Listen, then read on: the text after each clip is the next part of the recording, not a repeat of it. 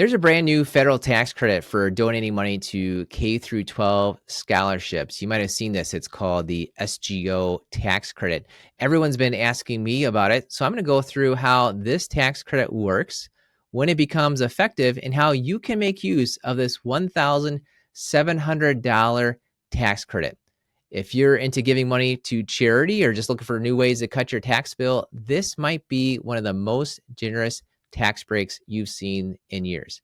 First thing to keep in mind is this is not a deduction. This is a dollar for dollar tax credit. If you give away $1, you get $1 back in tax credits, tax savings, up to $1,700. Giving away up to $1,700, it doesn't cost you $1. It's really just reapplying where your tax dollars go, because you can get the tax credit up to $1,700. Now, some people have been asking me, how can I make this happen today, right now? Well, this tax credit doesn't go in effect until 2027. So you can't make use of this credit until 2027. I've been doing a lot of research, and there are some unknowns with the tax credit too. Hopefully those get answered by 2027. One question is that with the way the law is written, is this a $1,700 tax credit per person, or is it per return? I don't see anything conclusive on that. It seems like we need to pay attention to what the IRS is sending out there on how the credit is going to be applied. Stay tuned to that. You've got to make sure that you are a U.S. taxpayer. And here's where it gets a little tricky too. They'll get this figured out by 2027, is your donation must go to a qualified scholarship granting organization in a participating states.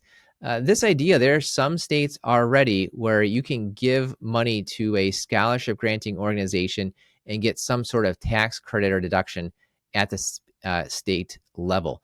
And the way the federal law is written is your state has to participate, and your state must give a list to the Department of Treasury over which organizations are scholarship granting organizations for this account. So you've got some time here. It's not effective for 2025, and the government has some time where they've got to get some things worked out. One thing in the final bill that came in is the gift you make must be a cash. You've got to write a check or put on your credit card. It must be a cash donation. You cannot gift stock to the scholarship granting organization to get the tax credit. And I mentioned that some states already have this type of tax credit at the state level. If you get a state tax credit for your donation, then that's going to offset your federal tax credit. So you can't double dip. Now, this tax credit is huge, absolutely huge, from both a taxpayer perspective and from a policy perspective. It's a big deal because it's a credit. It's not a tax deduction. When you give away $1,700 to charity, generally speaking, you get a deduction. It might save you 12%, 22, 24, 32% of that dollar amount on your federal tax form. But this is a tax credit. When you give $1,700 to the qualifying organization, if you're in a participating state, you don't get a partial credit. You don't get a deduction that saves you partial amounts of money. You get a dollar for dollar reduction of your federal taxes by that same amount you gave away up to the $1,700. Now, this is a big policy change too, and you may like this idea. You might not like the idea, but it's tied to an idea called universal school choice, that every child can choose their school. So this tax credit, it's a boost to private education. And you might be for that, you might be against that, but you need to know how this works